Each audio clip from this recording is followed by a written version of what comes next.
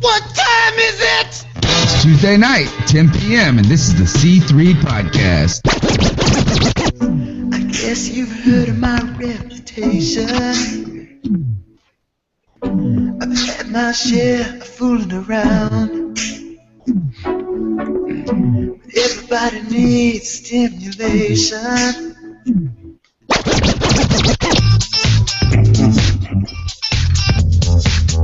I had fun, man. Just out, you guys joking. We working at the same time. Putting the work in as a team.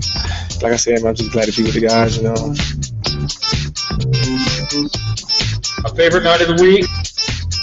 Good Lord, it's a good day to be a Panthers fan, and we the best. You heard them say it. We are the best, Joe, and we put it on them right in their mouth.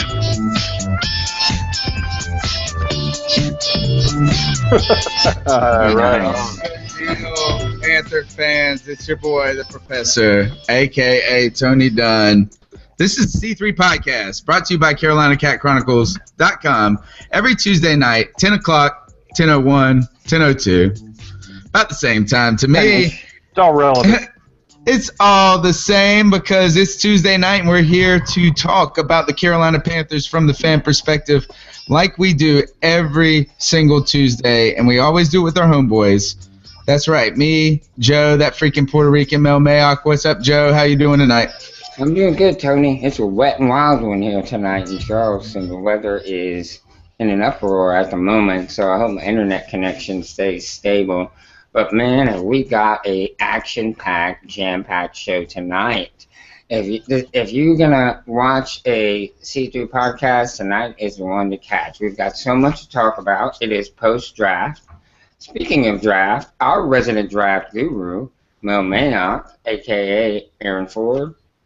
How are you, my man? Oh, man, I'm doing great. And you got a wet and wild one going on there in Charleston. I got a hot and dry one going on out here in Phoenix. It is still 92 degrees out here in the desert, baby, and it's only early May.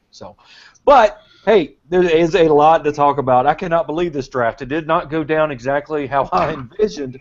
But, man, is there a lot to talk about and a lot to be excited about in this draft. It's unbelievable. But it's a fun time of the year. It's a fun time to be dreaming about what's possible. So let's get to it. I know we got a special guest coming on the show tonight.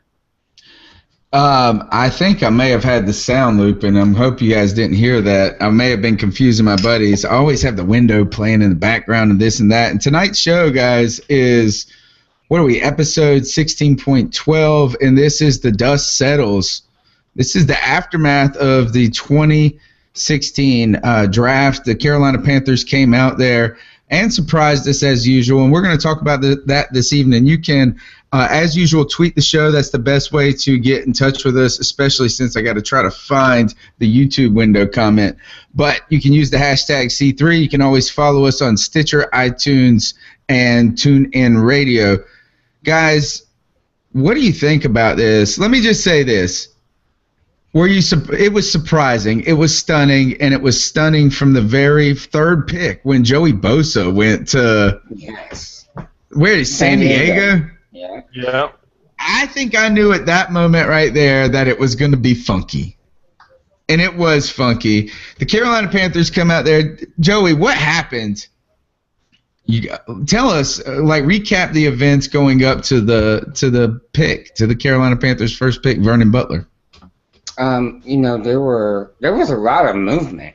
That was something I knew was going to happen. There was a lot of movement. Teams jumping in front of teams to get a guy because they knew this team wanted that player.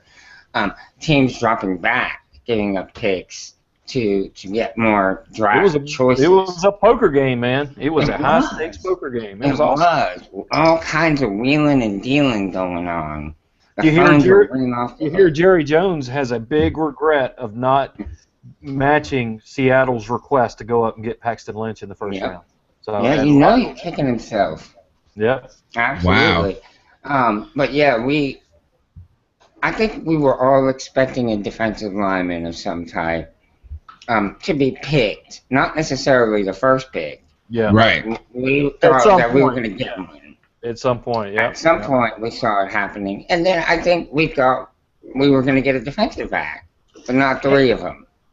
Hey, guys, can I just throw out there that since this draft, I've been getting private messages and text and everything from folks out there saying that they loved our draft party show. It was just a big hit. Everybody loved it. I tell you what, for you folks that are out there watching, be more part of the show. We want to know that you're watching it. We don't want to hear later that you saw it. We want you to be a part of it. So go ahead and start tweeting #C3, and we're monitoring that. We'll take your questions. We'll mention you on the air, and we'll talk about it. That's what this show's all about. It's by the fans, for the fans. So get involved.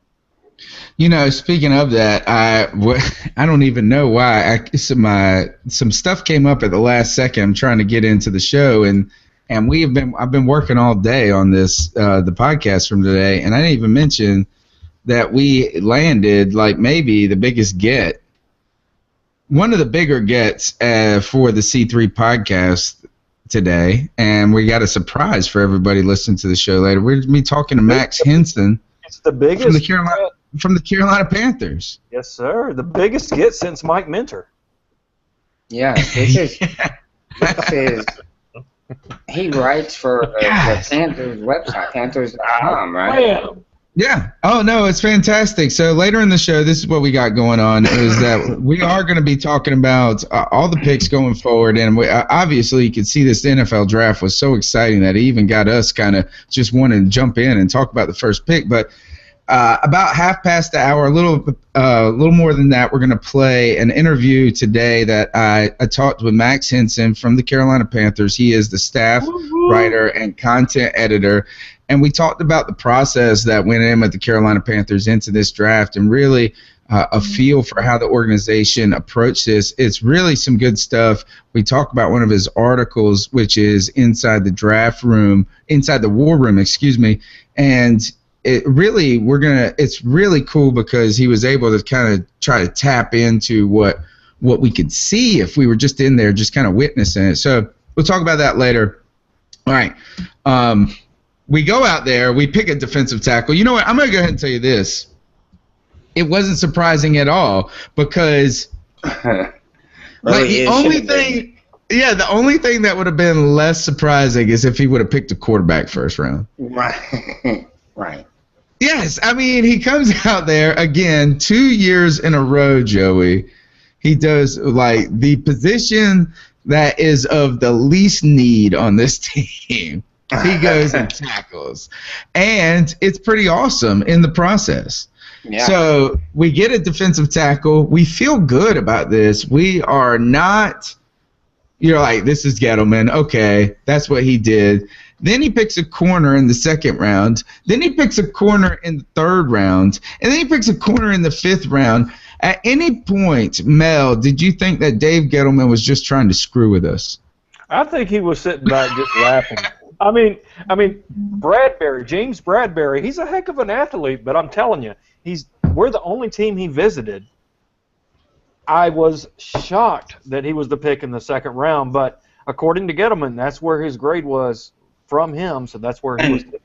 And, when Gettleman gives out a grade, he did scouting for the Giants. He was a scout for the Giants for what, like 15, 20 years, something like that? He's playing chess when others are playing checkers. Yeah, you really have to put some value in his opinion on players because he's done this for so long. You know what I loved? I heard in his wrap-up interview, he was talking about how there's people that you might think are very good or great, but they're just not on his board because they don't fit our scheme. Right. Which is going to avoid the big busts. Right. He talks so much about intelligence too. Yeah. In the post conference, I mean, he came out there and said this: "Is we don't want no dumb players." Right. I mean, he just said it. We can't basically saying we can't afford them. He says if you have a dumb offensive lineman, you've got a dead quarterback. Yes. He said in the hospital in multiple cities. Like, he was getting detailed about that, man. You know what I'm saying? But he did say, I don't want no dumb player. It goes to tell you, no matter how much we try to account for what goes into this process, we don't know. We have no idea. Right. You have no idea. It's like I don't know. It's just an experience that you would almost say like losing your virginity. Like the only way you can lose your virginity is to lose your virginity. Nobody can tell you about it. Right. That's You'll all never I'm saying. know. Is that you have to be there, and it was an impossible situation to pick 3 corners, one out of Samford. Right. Where was the other one? I mean, come on. Stanford, What did he do? West Virginia, and Oklahoma, right? Yeah, Or, I mean Tulsa. These not schools, Oklahoma. one of the Tulsa, schools, I think Stanford has a student population of like 7,000. Mm-hmm. That's a baby school. So these scouts are going into the depths, and he cares nothing about the noise from the outside. Mel, tell us about the players themselves. Are they good? All right, so this is my thing, is we're just stunned with the fact that he picked a defensive tackle, he picked 3 corners right in a row, and then he picked them from small schools, but are they good down underneath it? Well, I have to admit, I do not, before the draft, I did not know a whole lot about James Bradbury. Now, Worley and Sanchez, I've looked at and I feel great about. And I have to trust and get them in that Bradbury is all of that. And I love the measurables. I love the skill set. I love the 6'1". I love the fact that we're in a big boys division with folks like Julio Jones, where you got to have the long cornerbacks, and the quick feet, and I'm excited about them. My only critique, and I've got a draft grade coming out through Draft Tech. I believe it's coming out tomorrow. My only critique of the draft is if you wanted Bradbury, you could have gotten him in the 3rd. Is there somebody else that you wanted in the 2nd that you could have gotten, and then gotten Bradbury in the 3rd? Because nobody was taking Bradbury in the 2nd. It just wasn't going to happen. We're the only team he's visited with, so it wasn't going to happen. Okay. So that's my critique. Let me play devil's advocate with you here and just say, what's wrong with knowing the guy you want to get next? There's no doubt in your mind that you want this guy, and yes, other people may not have him as a second round grade, but you have him, you want him. So what's wrong with just going and getting him? Yeah, there's nothing wrong with that, but you better be right. Right. I mean, you were going to be it either way. You were going to be it either way if you got him in the 3rd. If you if you got the same 4 guys. But what if you were able to get, say, a running back in round 2, right, and then still get Bradbury in round 3 and Sanchez in 5 or 4? Right. I think he did have to trade. Yeah. Up, right? Get. Let's go ahead and throw that in the fact is that we actually had to trade do what nobody probably would have done anyway.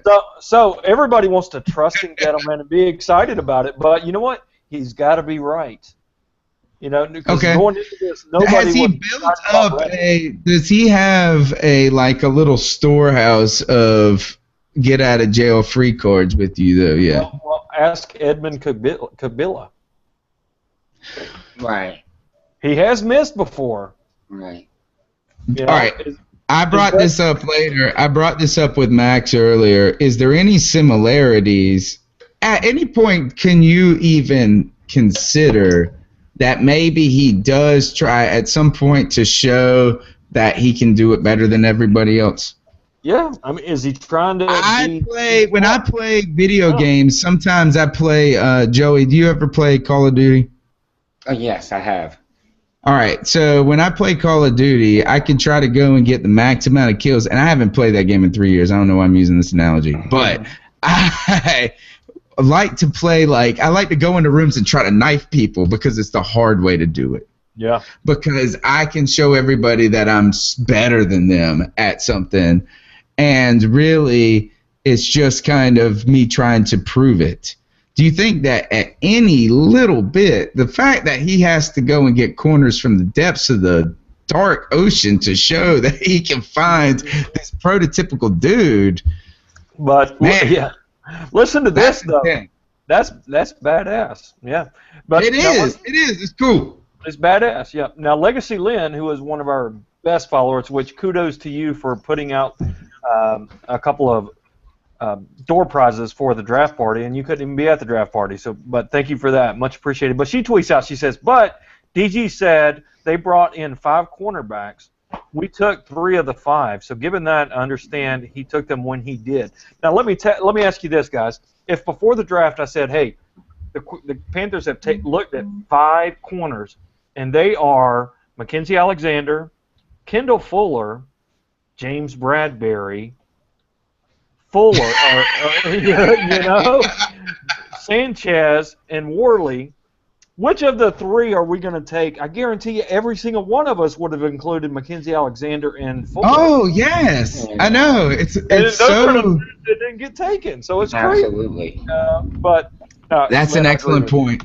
That is an excellent point. What I think, though, is that's going to come into effect with Gettleman is that he has a plan and he just doesn't care what we think. He does not. You know what? I am the Panthers analyst for Draft Tech. I am the Mel Mayock for C3, and Dave Gettleman could care less. He could not care less. I was listening to how about this? I was listening to WFNZ on the way to work this morning, and some dude said that he saw one website where there was this analytic that showed that these guys were extra physical or something like that, or extra athletic. And he said Dave Gettleman probably saw that website and went after these dudes. And I was thinking, what in the heck? Dave Gettleman, no, that website was just hoping that Dave Gettleman even knew what the internet was. Right. Now, the best tweet I saw was all the draft grades that folks gave the Panthers, and in the background, Dave Gettleman just chuckling, looking at USA Today, giving us a D. It's he's playing chess when others are playing checkers. I'm just trying to play checkers the best I can. What makes me feel good about this is that even though I want to say things like he overpaid for these dudes, he reached, he tried to show us he was smarter than that. Like, I actually feel kind of great about the team and where Dave Gettleman's got us. So, like, he can do this, and it'll probably work. And we're the dumb ones. It's insane. I don't know. If I would have presented to you in any scenario, guys, going into this draft, that we would have picked a defensive tackle and then 3 corners that you had never heard of, and you're going to feel okay about it. Right. That is crazy. That is crazy. Yeah, absolutely. All right. What else do you think stood out to you, Joey, about the positioning of the Panthers? What does this tell us about where we're at as a team? Maybe does it tell us anything about the strengths, our strengths, and our supposed strengths? The fact that he didn't address any other positions, does that tell us something about those other positions? Well, it tells you that he's comfortable with who he has there, at least. And I think once we see some more people cut or released from their prospective teams, we may bring in an offensive lineman or 2, at least to kick the tires on it. But I was thinking about what you were talking about, Tony, and to a degree, I see this as Dave Gettleman saying to Josh Norman, look, I can bring in 3, rookies who can come in and play your position in our system. That's, him saying, kiss my grits, Josh Norman. We're gonna replace you with a rookie and be just fine. That's what I think. Right. That's just the checkmate. That's the mic drop. That's the mic drop. That's the mic drop. I just drafted 3 rookie corners. We're gonna be fine. Drop the mic. Let me give you my highlight of the draft, because I know we got to get on to Max. But my highlight of the draft, we're talking about if I would have told you before the draft that the Panthers were going to take the nation's leading wide receiver by yardage, the wide receiver that had the most receiving yards last year, and a unanimous All-American, first-team All-American safety. We were going to get those 2 players as undrafted free agents. You would laugh me out of the building, would you not? It's incredible, isn't it? But we absolutely did that. We got the nation's leading receiver, and a unanimous first-team All-American safety as undrafted free agents. That's crazy. In Cash, How did Jeremy Cash fall so far? 2 reasons. He's a tweener. By his size, he's a tweener. He's a little too thick for a safety. He's a little too lean for a linebacker.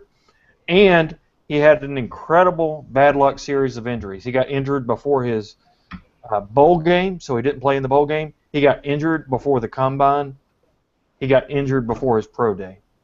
Jeez. So, incredible run of bad luck. So he just basically, anytime there's a big game, he gets injured, is what you're saying. Yeah.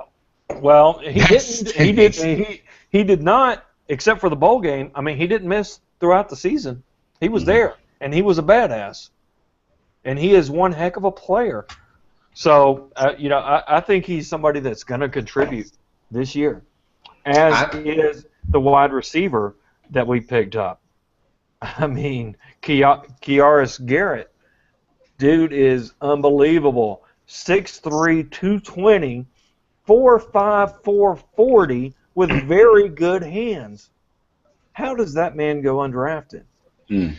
He was like the leading producer in college football. Or something crazy like that. He was the leading receiver by yardage. Wow. And there is tape out there of him one-on-one against Sanchez, Zach Sanchez, who we took in the 5th round. And Garrett absolutely abused him. I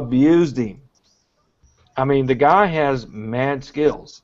So this let me jump in there, and here's some comments off of YouTube. Shaquille said, "Tony, don't forget about the Cash guy from Duke," which we forgot about until just a few minutes ago. And then he says, "This kid has a great chance of making the team, but starting." So he thinks he actually could transition to a starting safety position. The Kearis Garrett dude is 6'4". He was so productive in college. Like, he just annihilated teams when he played them. And good at one point, too. Yeah, he played top-rate teams in that. Like, one point he had like 224 yards and 4 touchdowns in one game, or 3 touchdowns. Crazy. He played his best games against the best competition. His best games were against top teams. People feel good about the draft on YouTube right now. This is a great draft. It solidifies the secondary, with especially last year was big Band-Aid. Wow. I think that a big Band-Aid, and we were awesome back there. Ben A getting hurt, and maybe he's right, is that Tillman was a Band-Aid technically, is that, look, Gettleman, this is definitely a signal, unless he just wants to screw with us again, that he's going to try to roll, like you said, with these corners and just say, screw you to everybody. I can do it. Is our pass rush that good, though? Honestly, this really is predicated on the very concept that a secondary that is inexperienced or limited experience, let's put it that way, limited guy, what you got, that it is predicated on generating a pass rush and pressure and scheming that is effective enough to let those guys just get away with some stuff. But you know what? I look at Vernon Butler, and he is not just a big old fat hog molly that plugs the middle, right? He's a big athletic dancing bear, right? And he has the ability to give us some versatility. Him and KK are going to take turns moving out to defensive end in certain packages. So you're going to have Coney Ely, Vernon Butler, KK Short, and Charles Johnson on the field at the same time in certain situations. So, it's not just about who's the 3-down defensive end. It's the different combinations we can throw at people. Well, we'll be able to. I think he's got some skill. He's really moves good for a man his size. I think he's going to come in, learn from the guys we have, and by the end of the season, be a serious, big-time contributor to the success of our team. T Money on Twitter said that this kind of, or in that Gettleman says that he has great faith in Addison, Dallaire, and Ely. Right. You know, that those guys with the rotation. So I guess you get the stability in the center, and you just keep throwing fresh legs at them on the edges. And Charles Johnson. Right. Fresh legs. He's definitely not fresh legs, but we know he's capable of getting to the quarterback. Right. We saw that. Yeah, well, okay, so overall impression of the draft, and then we'll go and we'll get Max Henson's take on all of this for C3. Joey, overall, if you want to grade him, you can. I'm not grading him. I'm voting for president. For me, the draft was shocking because of the way that it went down. It wasn't bad. We'll see if it ends up being good. But it was definitely shocking. I was pleased with the draft. I think that we brought in some potentially good players. So we'll see, at the end of the season where we are. Mel, your just overall impression of the Panthers 2016 draft? I'm impressed by it. I mean, it's not what I was expecting. I wanted Derrick Henry, and I still think Derrick Henry would have been unbelievable in Carolina, and I think he's going to be unbelievable in Tennessee. Yeah. But I'm impressed, and I'm excited about the prospect of what we have. I like the 7th-round tight end that we got out of Montana State, who also was in Miami in Bo Sandland. Right? I think there's a good jingle that could be written there. And Mr. Sandland. I hear Montana State is an awesome school. I hear people talking about it all the time. You do. That's my joke. That's all right. My initial impression is this. Yeah. This is my impression of the draft, and that is that it just verifies what I already knew, and that is I don't know anything about any of it. What you think you know, you don't know. Right. What I know, I don't know, I know. But you think you might know. But you think you might. But that's but you keep coming back. Anyway, it's so silly. It's so silly, but no. Dave Gettleman and the Carolina Panthers, I'm so excited right now to be a Carolina Panther fan. Yep. And here to just continue to show that excitement, what we did today is we caught up with Max Henson from the Carolina Panthers, and I'm going to give you guys that interview right now, and I'm going to step off onto Twitter and just kind of chat while we play the interview. I hope you guys do the same. Oh, here we go. I'd like to welcome Carolina Panthers staff writer and content editor Max Henson to the C3 podcast. Thanks for joining us, Max. It's great to be with you, man. I'm excited to talk some Panthers with you. First, I got to ask you this. What the heck happened to my New York Rangers? Last year, they were one of the better Ranger teams, and I've seen since the golden years when I was a kid. To me, they were the golden years. And we had another strong season this year, and then a total faceplant in the playoffs. What the heck? Yeah, I mean, so here's the thing. I'm born and raised in New Jersey, so I have a very strong Devils allegiance. So for me, watching the Rangers have these tremendous teams and fall flat has been something that I've somewhat, I guess you could say, enjoyed watching. So I hate satisfying. a little satisfying because they've been so good. I figured one of these years they would finally be able to raise the cup, but it hasn't happened. I mean, they've been very deep teams. They always have really good goaltending, and I don't know what happened this year with Lundqvist, but I guess he got to stick to the eyeball, and then it just went downhill from there. I mean, the thing about hockey is, a lot of the sports, I guess, would say this about their postseason, but in the NHL playoffs is really you get yourself in the dance, and anybody's got a shot.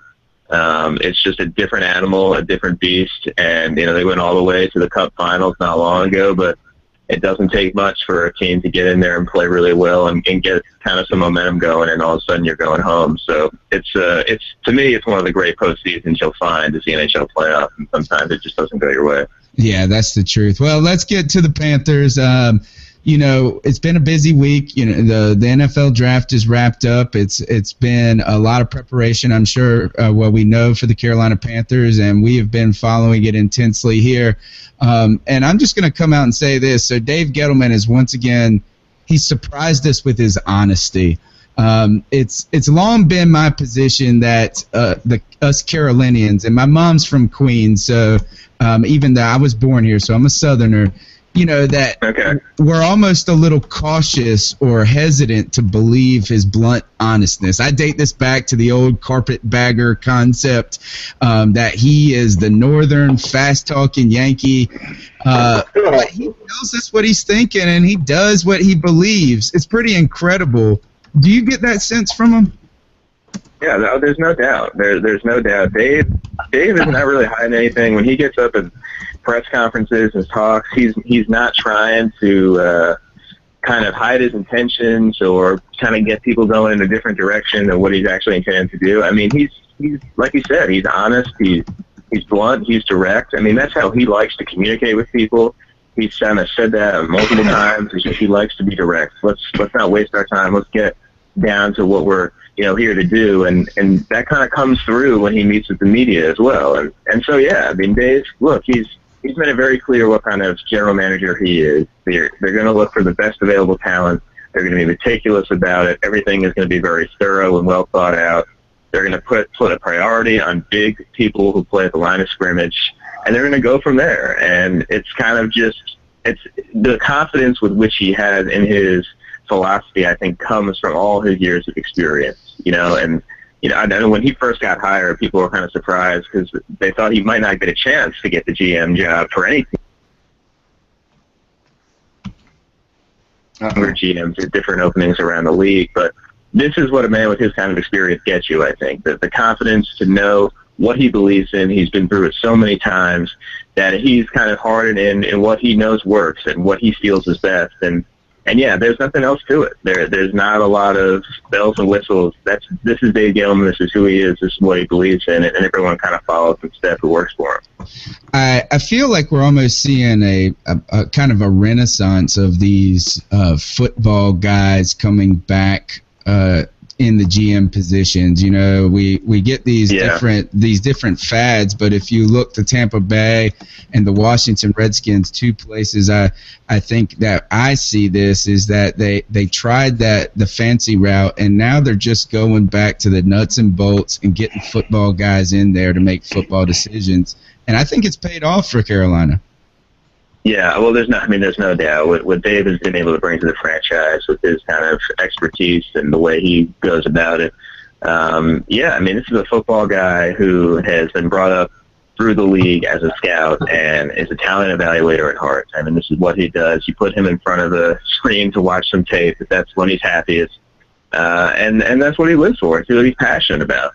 And it's obviously the success speaks for itself, of course, with what Carolina's been able to do since he's arrived. Yeah, it's such a tremendous ride, and we're just at times we have taken moments to just pause and say we've got to enjoy this. When we were at the NFC Championship game last year, we made a big trip out of it, and we just tried to take in the experience, and it's been great for the city. It's been great for us fans. I was looking at a piece you wrote an inside look at the Panthers war room, and you wrote this. You said, after performing a series of mock drafts, the Panthers have a pretty good sense of who will come off the board in the first 15 picks. Once those picks are made, it starts to get interesting.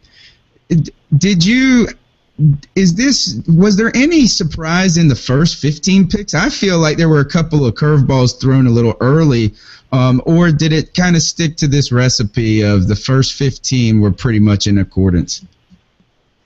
Well, I think there was definitely surprise as to when some of those first 15 were selected. Of course, it wasn't maybe the exact order, right. But I think really what I was getting at was the group that consisted of that 15 was pretty much off the board at pick 16. You know what I'm saying? So the exact order for which they came off, there were some curveballs. You maybe didn't think Bosa. I mean, I don't think anybody really thought Bosa would play for the Chargers at number 3. And, of course, the Laramie Tunsil situation kind of threw things a little bit out of whack with the way the tackles came off the board. So there were some surprises there, but I think the gist of that was by the time pick number 16 rolled around, the Panthers had a pretty good idea of who was already going to be taken. And the order of that certainly was a little bit mixed around, which is the fun of draft day. You never really know how it's going to play out. Do you get to see that excitement in guys that we really don't see show excitement? You know, I mean, that kind of that fever pitch of a moment where, you know, the way you depicted it, phones ringing off the hook, people, you know, like touching people on the shoulder and getting their quick input as picks are flying off the board, teams calling you for trades. Do the guys, do they have time to be excited, or are they just like, does that come after?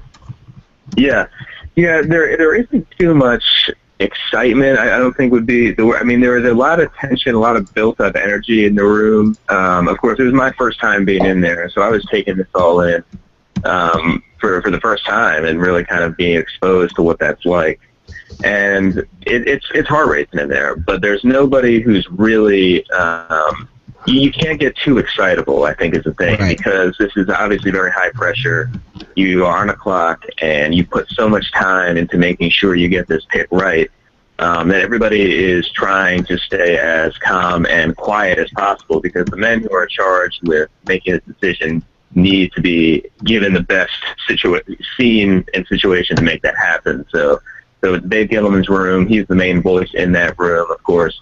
As I say in the story, Brandon Bean and Mark Hans are the guys working the phones. And this year in particular, the phones are ringing a little bit more than usual just because of the interest in moving into that late first round and Carolina being interested in well as potentially moving out and into the early second.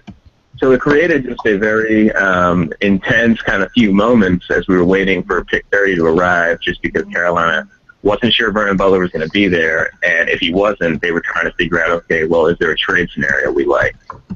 So it was intense. It was heart-racing. You're kind of watching this drama unfold, and to be in there was really amazing. And I tried to write the best I could to kind of show fans, and I want fans to get kind of behind the curtain and see kind of what that experience is like for the guys who are in that room dealing with that situation. Yeah, what a great look, and that is, you know, and that's why we want to talk to people like you, because you guys get to see some of those kind of the softer, I won't say it's like what I would say in like an interview, the kind of soft skills, you know, the things that we just can't articulate in statistics and trade, you know, the exactness of right, like a draft order. And it is really cool in that I can tell you this just from our experience at fans, we thirst for that type of kind of experience. So we do appreciate that kind of look. And I want to say this is that I know that you weren't, like you said, that you weren't there for, this was your first time there, but did you get a sense that they had and with Dave's success, I got to believe the answer is going to be yes, but they've got kind of a nice kind of working order and relationship to handle all of that, you know, all that information flowing in? Yeah, sure. There's no doubt. Every team sets up their war room a little bit differently. That's kind of another unique aspect of the draft, and really every team's draft process is so different. But for Carolina, you know, when Dave got here, he didn't completely change his staff that supported him. You know, a lot of the same people who were here before he had arrived are still here. So the way the war room has kind of been constructed is something that's been in place for a while, and it works. You know, they've got a system in place. The people in that room know what their task was doing. Everybody has a job to do. There's kind of a clear order to things, and Dave kind of came in and put his kind of stamp on how he wanted maybe a couple things changed, or the way he wants things a certain way or set up on the board, how the players are laid out. Yeah, at this point it's a science. You know, you know exactly how things are going to be approached. Everybody knows what their job is, and by the time you get into that war room on Thursday night when the draft is going to start, there's really no mystery there. Everybody is prepared and ready for however long that round unfolds, and there's a clear kind of plan in place. And that's what you need, because once things start happening, that's when the stress gets involved, and when the board kind of shakes out maybe the way you didn't anticipate. You need everybody in place to just do what they're asked to do, so you can go ahead and make the pick. You mentioned that there were a lot of interest in the Panthers pick. You know, I think you said 7 teams in the story. Was this a matter of Dave Gettleman? Because, you know, Dave Gettleman said that Vernon Butler was, you know, that the talent was too good to trade away. Is this something that he just felt in his kishkis? Yeah, I mean, I think to me this is the ultimate Dave Gettleman type pick. I think a lot of people never really considered a defensive tackle. I know there were some out there, but a lot of people didn't, just because you look at Carolina's current setup. You got K'Wan Short, Starla Thule. They bring in a free agent and Paul Soliai, Kyle Love coming back. I mean, they're set at that position, and they've got one of the better defensive tackle situations in the league, even without Vernon Butler. But, I kind of headed into this draft thinking, okay, defensive tackle is one of the strongest position groups in this entire class. You're picking at the end of the first round, so you're still going to be able to get a good player at that position because it's so deep. And Dave makes no bones about this. He has a hog molly obsession. I mean, he just is a firm believer in these big men allow you to compete.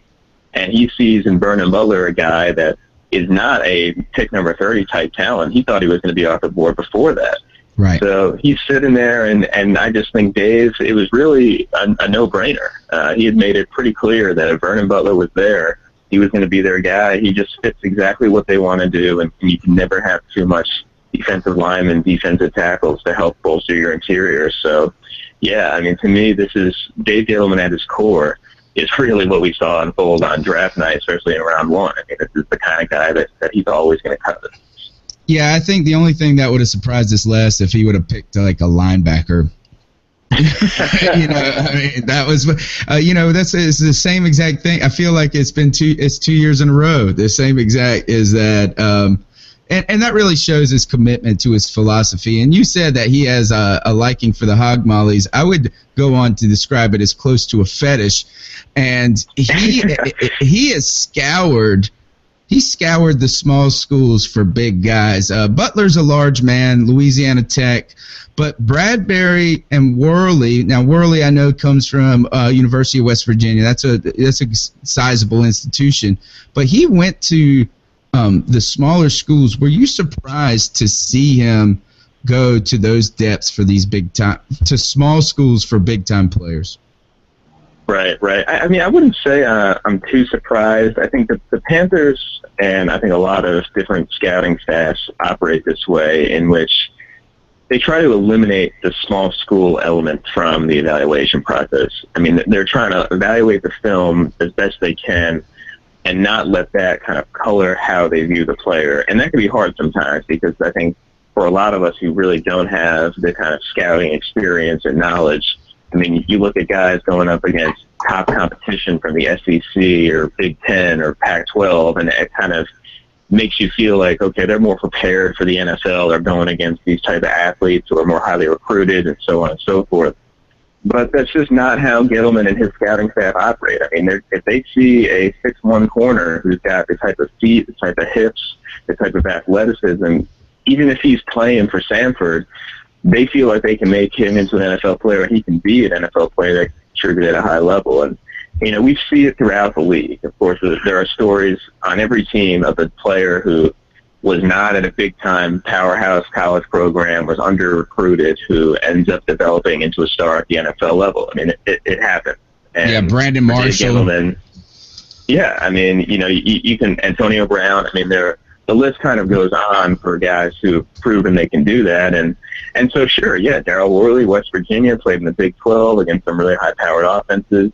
He's a guy who they think could translate. The same can be said for James Bradbury, who played from a smaller school. So they all kind of they do not have any pretense as far as where the player went to college. And Steve Wilkes was down there to work him out at Samford.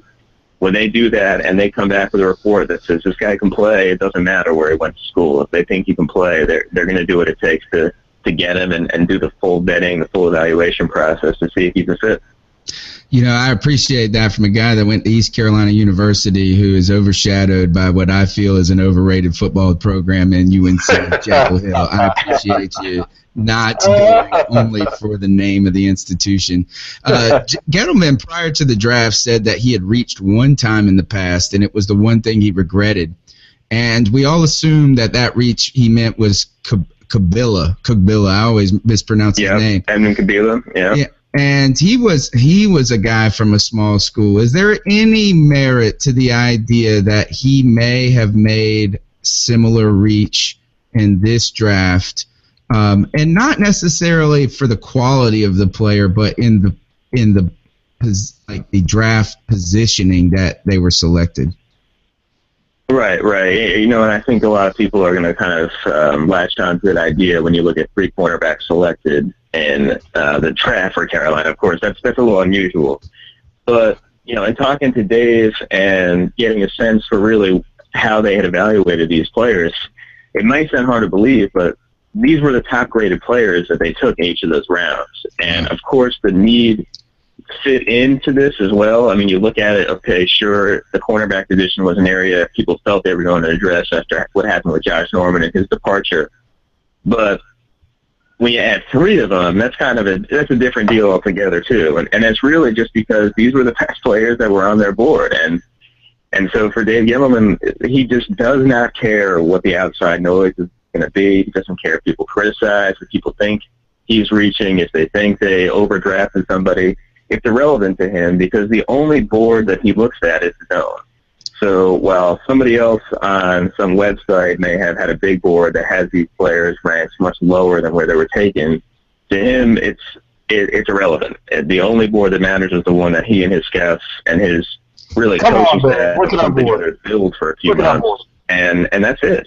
Because the player who may fit well for this team may not fit well for another one. And for a variety of reasons, some players work better in some places than others, and that's what Dave's philosophy is. So for him, really the board speaks to them, and when it comes time to draft a player, they look at it and it tells them which direction to go, and we ended up with 3 cornerbacks. Yeah, that's really an awesome kind of characteristic, that when you have that kind of that feeling, or that's a confidence in yourself and your ability to do what's best rather than being influenced from the outside. Instead of like going to the buffet and feeling like you have to eat all $13.99 worth of crappy food, you just go up and pick what you like.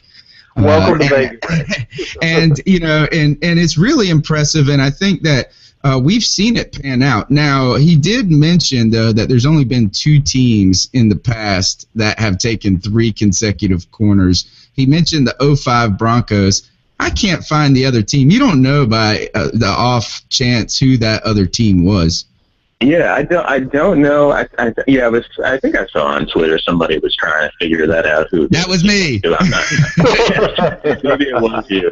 I really haven't done the research to try to find out. But yeah, I guess you've only been able to find the one other team. Who knows? But it's a very hard thing to find, by the way. Yeah, I guess so. But yeah, I mean, I guess it's, again, teams may have done it in the past. If no team had done it in the past, it wouldn't have changed Dave's mind. Right. He would have done the same thing. So. That's awesome. What do Gettleman has had some remarkable success with nabbing the undrafted rookie free agents. He really has a knack for it. We see, and these guys they seem to really contribute. Just to name a couple since he's been here: Andrew Norwell, Philly Brown, Brandon Wager. Very high hopes for him, and it's a guy that we have interviewed on the podcast, and we love just the story and the tenacity of him. And then this year we get 2 really interesting names in Jeremy Cash and Kairis Garrett, and I may have mispronounced his first name, but how does he do? What does this say about the thoroughness of their kind of process? I mean, it's just another piece of the puzzle, really. The draft ends and there's still work to be done, and there's a whole other board for undrafted free agent type prospects and where they see these players and which guys are their priority targets. And yeah, I mean, I remember seeing during the draft somebody had a stat out there that there's over 20% of the NFL is made up of undrafted players. Wow! So it's a big part of the process because there's only 7 rounds, and these rosters are pretty sizable, and a lot of the guys who end up filling them out are undrafted players. And we know the system is not perfect; it's not an exact science evaluating talent, and for the Panthers, that means you've got to do your due diligence on guys who may not have draft grades. And of course, as you mentioned, there are guys who end up being incredible success stories. Andrew Norwell was a guy that, even Ron Rivera has talked about. When he first got his hands on him, he didn't really know if he was going to be a player, if he was going to stick, and all of a sudden they plug him in on the line a few practices later, and they're saying, oh my goodness, this guy can really play. And, that's part of what makes this, Yeah, it's part of what makes it fun, really, is these guys can prove people wrong, and they can show that they've got it, even if the evaluators don't give them the grades they were hoping for. And, you look at this year, and Jeremy Cash is another example of a guy people had as a 4th, 5th-round pick maybe, and falls out of the draft and is now a priority undrafted free agent, comes into Carolina. I don't think anybody would be surprised if he was able to make an impact, a special teams guy who can play linebacker and versatile with his skill set. Now, for me, you look at Garrett, you look at 6'4", 220 pounds, who runs a 4.5 40. It surprises me that he doesn't get drafted. And, of course, I haven't spent the hours evaluating these players like the men in the scouting staff have.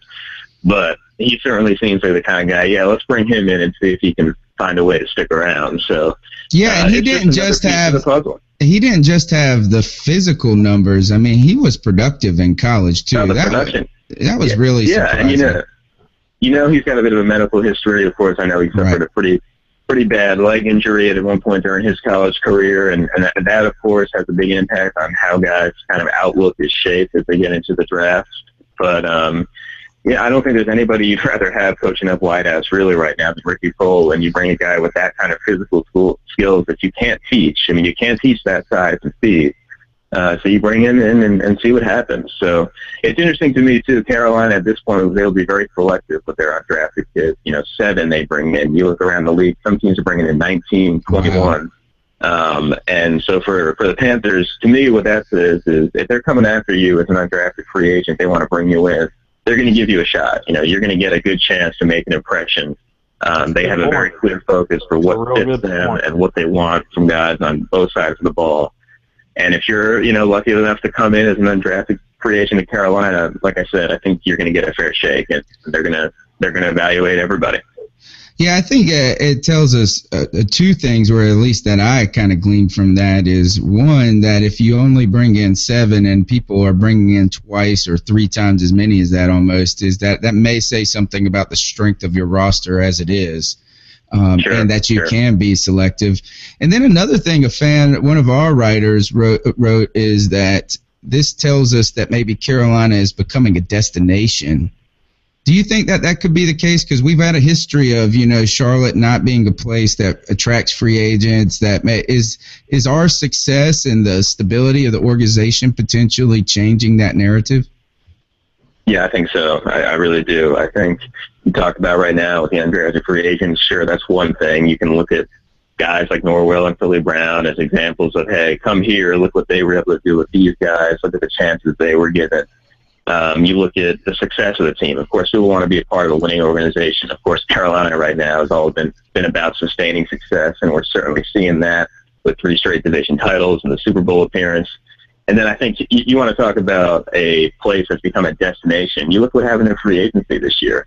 I mean, there are, people who have been a part of this team for a long time, Charles Johnson, even Mike Tolbert to a certain extent as well. And both those guys had opportunities to play elsewhere, play for more money elsewhere, and even did their due diligence to kind of look around and see what was out there and decided to come back because these guys have been around the league long enough to know what they have here in Carolina. And I think we may not see it immediately in free agency or too often in free agency because we know Dave's philosophy. He's not going to be a big splash type, reel in the big fish in free agency. That's just not how he operates.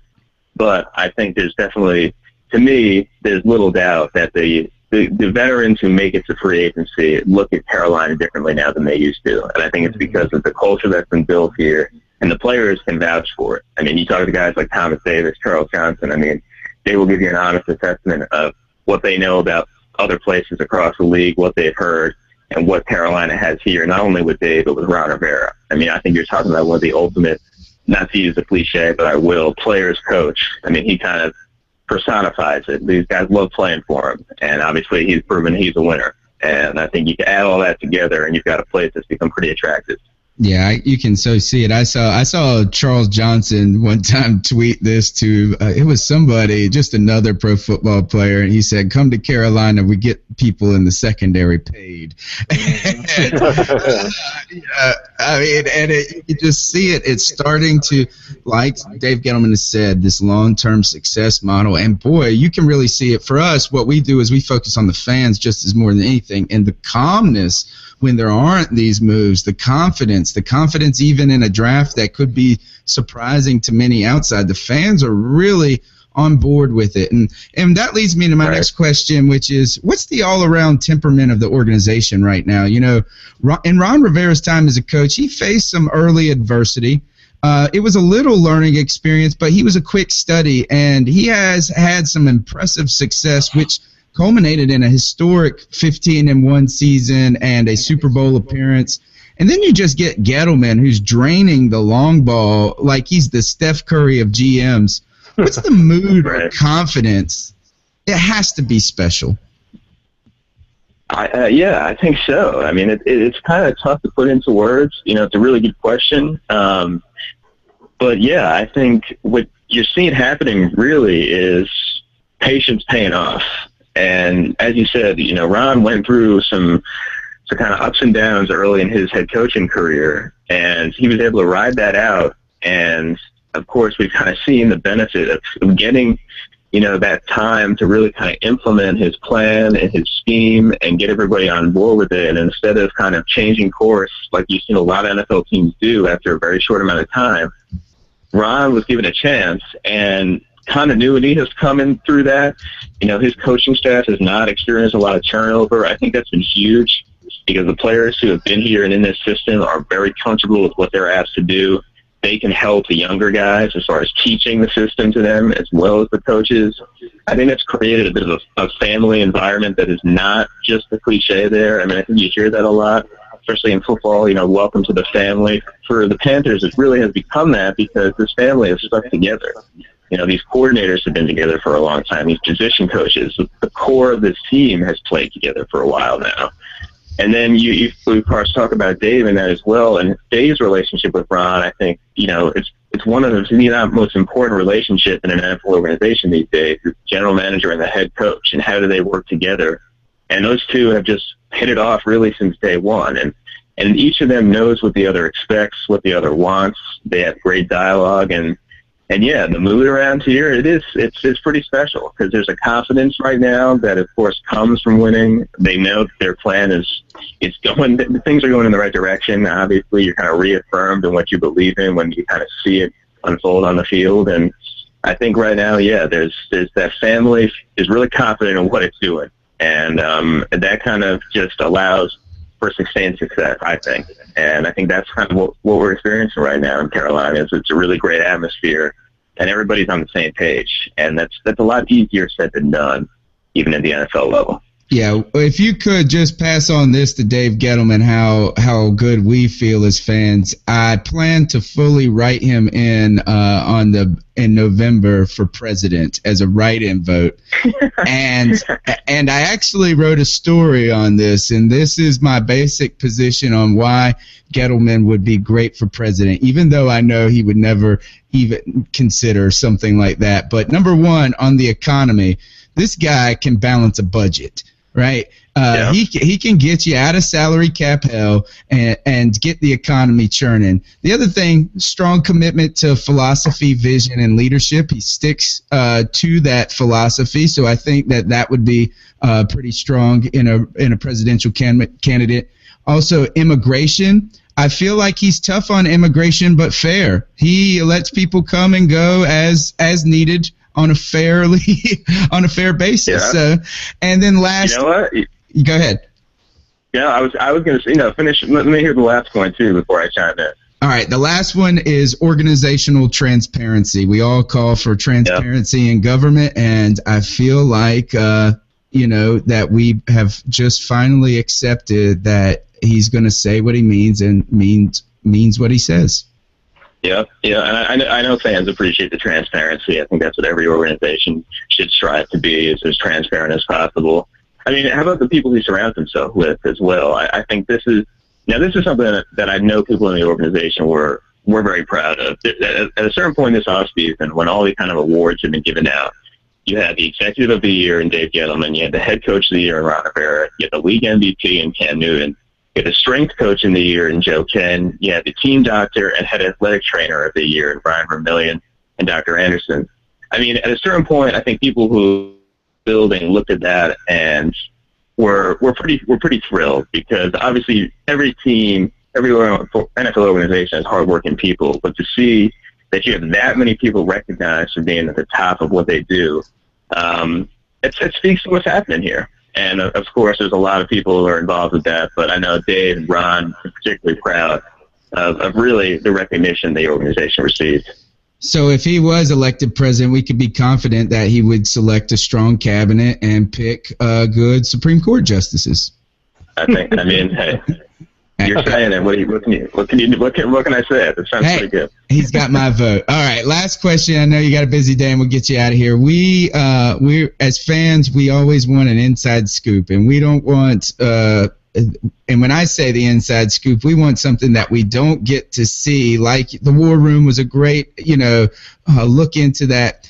Is there something that you find yourself kind of smiling about, musing, maybe weird food likes or rituals? Is Dave Gettleman a coffee guy? Is he a frou-frou coffee guy?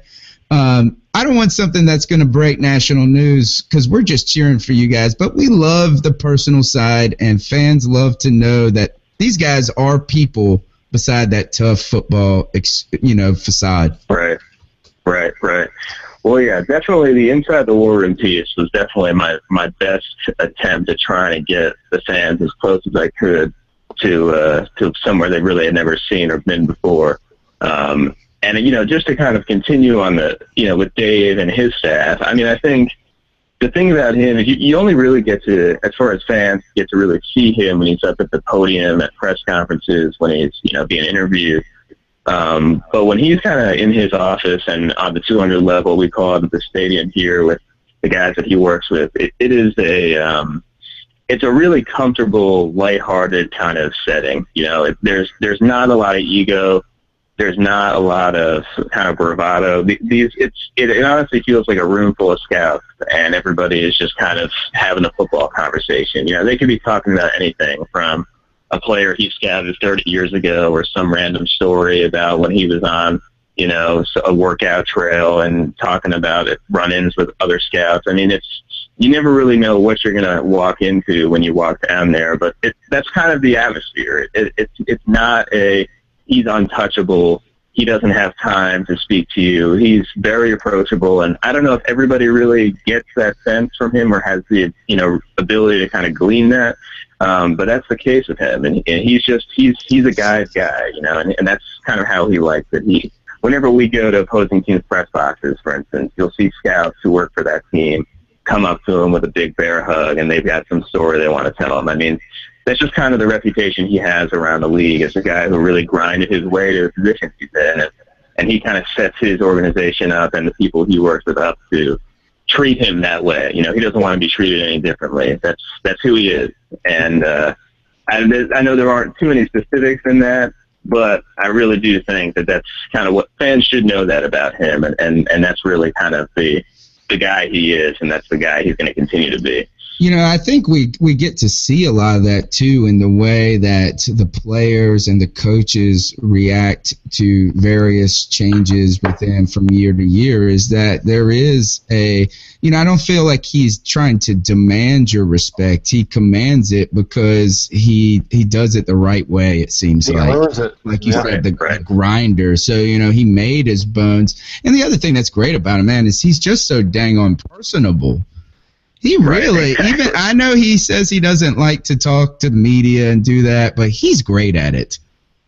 Yeah, no, he is. He's so original. When you hear him talk, you hear something you never thought you might, or certainly didn't expect to. And he keeps it fun, and that's great about that too, is that you're seeing Dave being himself. He doesn't act any differently when he's in front of cameras than he does when he's in his office. That's awesome. And that's who he is. He's authentic. Panther fans love him for it. So. Yeah, he's authentic. I think we get that same sense about Ron Rivera too. Let me ask you this, and then you can go. Is what's the next kind of event on the horizon for the organization or Carolina Panther fans? I know that OTA started. What's the kind of next thing that you guys at Panthers.com are going to be kind of looking at? Yeah, well, of course, we're still kind of going through some post-draft coverage and try to give you some more features, some insight on kind of how the evaluation processes went down. scouting the cornerbacks they took, scouting Vernon Butler, and that's going to kind of get us into rookie camp, which of course is coming up here quick. Rookie camp is, that opportunity for them really to get on the field with the rookies and undrafted kids for the first time, and there's some time in between that and the start of OTAs when the veterans are back out there. So that'll be the next big thing, the rookie camp, where you kind of get to see all these guys we're talking about wear a Panther practice jersey and helmet for the first time, and that's always exciting. And once you kind of get into that, it's amazing how every year it seems pretty fast before you end up down in Spartanburg, and we're out there for the start of training camp. So we're all moves pretty sweating quick. like crazy in the hottest place on earth. Hey, I know it, man. I know it. Well, at least we're not on the field. Well, thank you so much time. Thank you for your time, Mr. Henson, and we look forward to kind of picking your brain one day in the future. I'd like to welcome Carolina Panthers staff writer and content editor Max Henson to the C3 podcast. Guys, that was one of I had a great time this afternoon talking with Max Henson from Panthers.com. A lot of great insight on the draft, kind of looking back at it, some personable things that go into that story. Mel, what's your take after you hear that interview compared to how we left it? Just how cool is it to be able to talk to somebody that was in the war room, that's in that building every day, that knows Gettleman on a day-to-day type of basis, that knows the players, the equipment managers, the strength conditioning coaches, the folks that are around that building that do the behind-the-scene works to get things done, just to get that inside perspective. It was awesome, man, and you did a great job as always. Man, that was fun. Joey, were we a little too glowing? I felt like I was throwing rose petals at Dave. No, I don't think you were overly. You weren't trying to. Fawning. I felt like I was fawning over Dave. You were not. You were just stating what you thought. You think he's an excellent GM, and I think the turnaround in our team in the short window that Dave Gettleman has been here proves it. Yep. Really, it's intense. If you look at the pictures right now, scrolling on Panthers.com like I am, is that there is this crazy confidence in these guys leading this organization, and not crazy as in they shouldn't have it. It's impressive confidence, should I say? But I like it. You can almost feel it seething out of it. But let me just say, thank you to Max Henson for taking the time to come on. Spend that was a 35-minute interview that he took out of his day. It was fantastic. And he's an excellent writer, man. I mean, you go and read some of his stuff. He's a talented dude. He was an intern for the Denver Broncos, which I think is a pretty cool twist. I wonder if he was having any banter back and forth with some of his old colleagues there in Denver. But Max, thanks for coming on, man. That was awesome. And Tony, again, great job, man. You are kind of like Tony Wawa. I'm glad. You know what? I'm just glad that you actually heard it. Yeah, me too. There's millions of those interviews out there where I've done it. Mike Minter chuckled when you said that.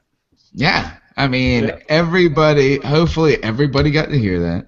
Yep. And it was fun, and I even have a file on my computer. Obviously, it replayed twice. We've had it's been rocky tonight, but there's no better way to smooth out the C3 podcast after what a wonderful, a roller coaster night than the ice up picks of the week. Yeah. And I know that everybody has got some good ones. So who wants to start off tonight? Well, I know who Joey's is, and his is better than mine. So I'll go ahead, Mel. I'll go first because I'm hoping to see the poo hat. And anybody who tuned into our draft show, if you saw the poo hat, I got to tell you, get a picture of the poo hat, because if you're having a bad day, you can look at Joe and the poo hat, and your bad day goes away, man. It's this will make your bad day get better. Yes, that's just the best thing ever. There it is. It's the poo emoji hat.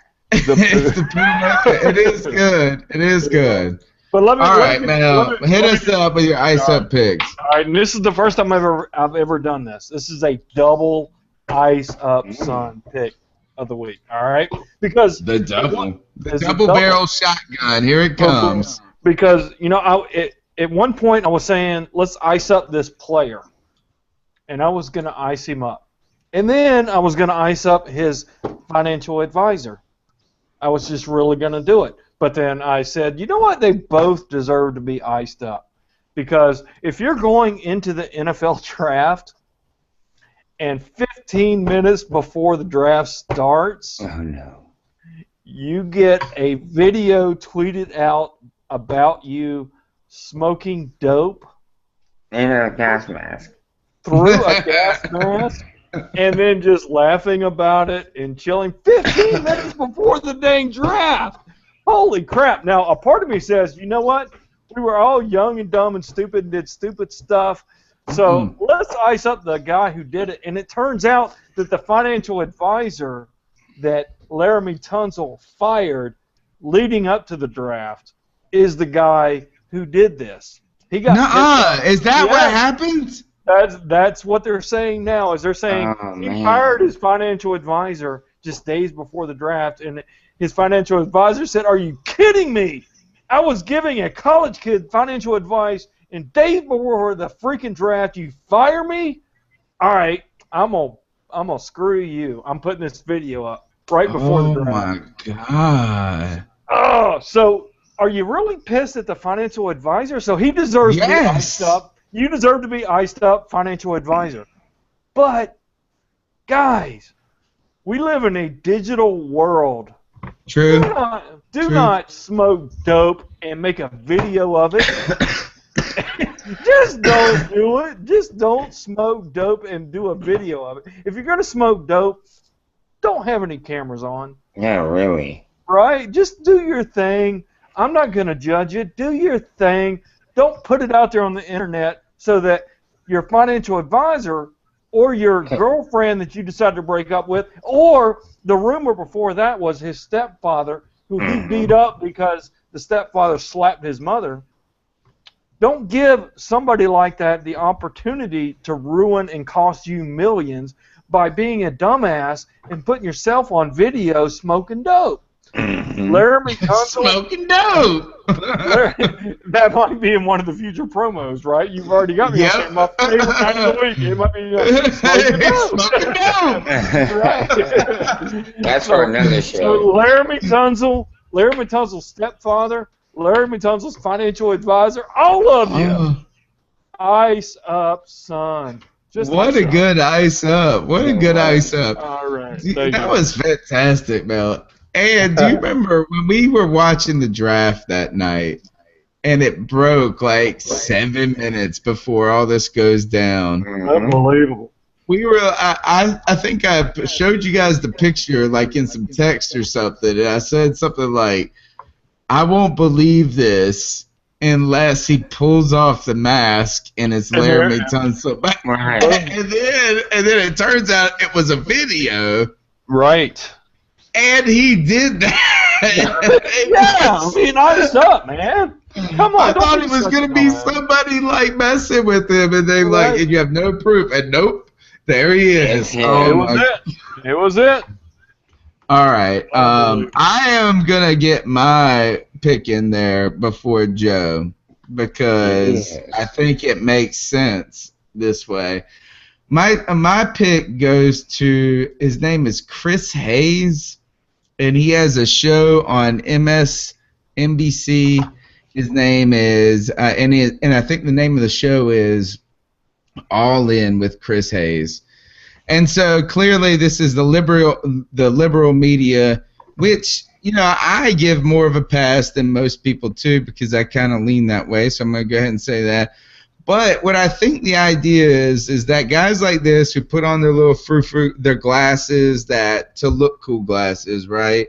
They got their hair all perfect and they're all like they try to put on this air that intelligence can win the conversation all the time. And I gravitate towards that idea, right?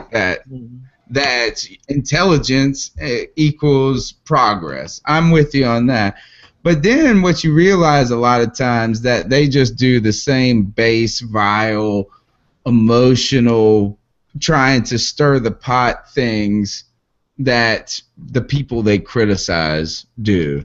And he did this when he was talking junk about Ted Cruz, who, by the way, I talk plenty of junk about. It's okay to talk junk about it in that way, but not in this way.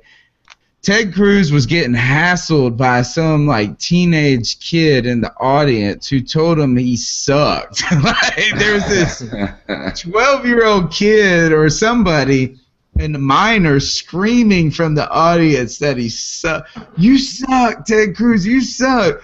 And then Ted Cruz like takes him on, and then at some point the kid gets carried out or something, and he says, you know, in my house, kids who respected elders and this and that, they would get a spanking for talking like that. So it was Ted Cruz taking on this 12-year-old. No need to kind of even like make a big funny deal out of it. I don't think is that it was already funny. But Chris Hayes comes out and says, Ted Cruz comes out today on public record and recognizes that he hits his children. I was like, and he was like, and I was just like, all right, look, first of all, I mean, I don't think he was bantering with a 12-year-old kid, but he wasn't threatening to hit that kid, and he said that he gave kids in his house a spanking. I would say saying that hitting his children and a spanking is a misrepresentation of what that actual disciplinary action is from a dude that has 3 kids who is pretty progressive in nature, I feel like, and who spanks the hell out of his kids because they are bad. They're bad. So to you, Chris Hayes, ice up on that, son. Ice up, Chris Hayes. For telling that man he can't spank his kids. Wait a minute. I've seen your kids, man. They don't look like they're bad. They're beautiful little kids. They are beautiful. They are beautiful, and they're wonderful. They're great children, but they're also 8, 5, and 2. They're children. Yes, they're children, and they can't rule the roost. Right. No. You can't have the lunatics running. But I gotta say, your son wearing the all-white suit at his first confirmation. I mean, that was like Colonel Sanders, badass. It was not like Colonel Sanders. Oh no, not at all! It was like an Italian-ass. That mug was looking good, wasn't he? He's looking fresh, Joe. All right, Joe. He's looking good. He's looking like fried chicken. Oh, jeez. Hit him up, Joe. All right, let's start it up, man. So I am not icing up Ted Cruz, despite the fact that he's acquitted. Oh. I'm not. I was going to, but I went a different route. All right. But maybe next week after I find out more information, because I just can't believe it. We're stuck with Trump now. That scares me. It scares me. This week my ice up picks have no name. That's right. There's more than one. At least I couldn't find the names anyway.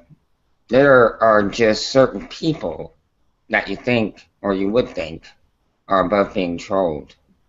Well, I have found out that's not the case. As I was using my internet browser to browse the internet, I came across a story of one person who I thought would be above social media trolling. His Holiness, Pope Francis, should be above such things. But immediately following his recent tweet expressing his feelings toward his Lord and Savior, the trolling begins. Some of the trolls were saying things that would make a prostitute blush. What they said is not the important thing, but whom they said it to is a real disgrace. In no way do I think anyone should be prevented from expressing their opinion on anything. But this is a man who has a direct line to the Christian Judeo God. How dare you use raunchy, bawdy, filthy, foul-mouthed, lascivious, lecherous, smutty, racy, vulgar, downright wicked language when speaking to anyone who is your elder, let alone the leader of one of the largest religious groups in the world. To me, it's unfathomable. You vile, disrespectful, disgusting delinquents need to realize that despite all the terrible things said to both His Holiness and about His Savior, that both the Pontiff and the Lord he serves and represents forgive and love you all. Those two wouldn't tell you, but I will. Ice up, sons. Blessed be to God forever. That's what I say. Amen to that. You just gave me goosebumps, man. Good job. I know Well it's done. not funny. It's a little more serious, but when I read that, I just thought it was really. I was just shocked, man. I've seen some of the posts people put out. It's sickening. And to send it to the Pope. Right. I mean, right. he had said the tweet he had sent out was really beautifully expressed some really deep, heartfelt sentiment. You could tell.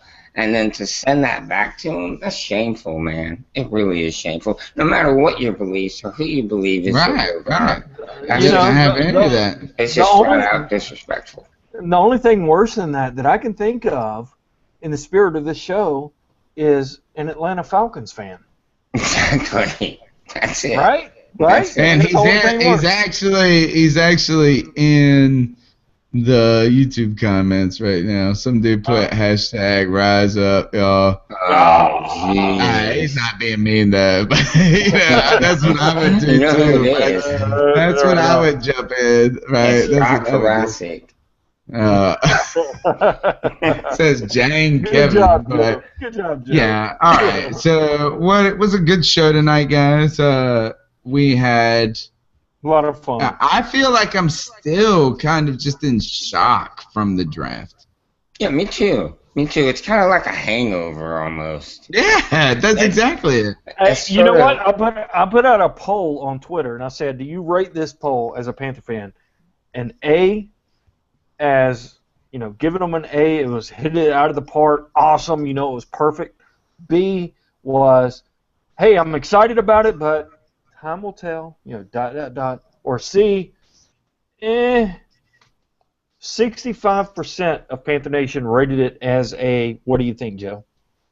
I would hope B at least. That's exactly what they rated it as. 65% of Panther Nation said they're excited about the draft, but time will tell. Is James Bradbury fair assessment? Yeah. No, I think that's a fair assessment. So. Yeah. All right. All right, well, this is the C3 podcast brought to you by CarolinaCatChronicles.com. You can check us out every Tuesday night, 10 p.m. We usually go from an hour to an hour and 27 minutes. There you go. Because tonight we had a special guest, and, man, I really want to thank the time of Max Henson to come on the show. We had a blast. I want to thank every single person that contributed to the making of this show. Obviously, the panel of my boys. Joe, tell them where they can find you at. You can find me on Twitter at Joe Riolano, and I'm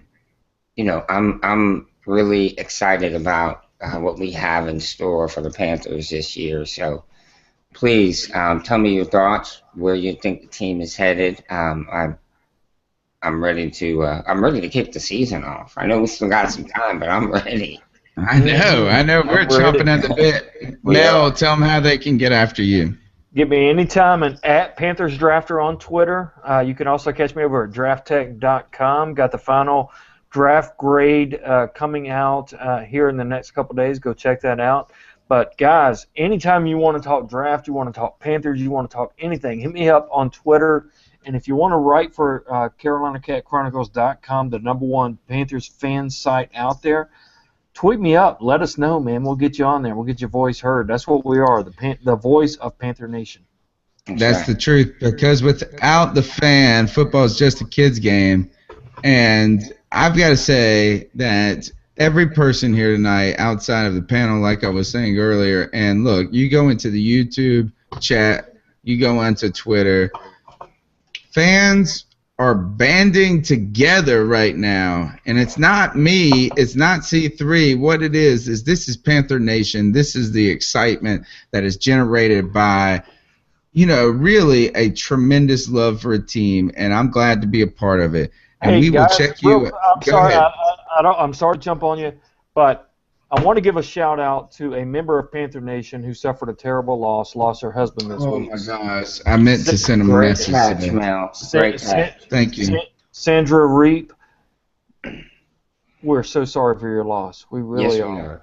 We really are. Our hearts and thoughts and prayers are with you. Yeah. Stay For sure. strong. Keep pounding. It really is, and we've met these people. We have. And And we celebrated with these people, Yeah. We've enjoyed. Yeah. Met her Certainly down in was. Jacksonville personally, yeah. Yeah. So thank you, Mel, for bringing that up. Sandra, our thoughts and prayers to you. And guys, we'll see you next week on Tuesday. All right. Can't wait.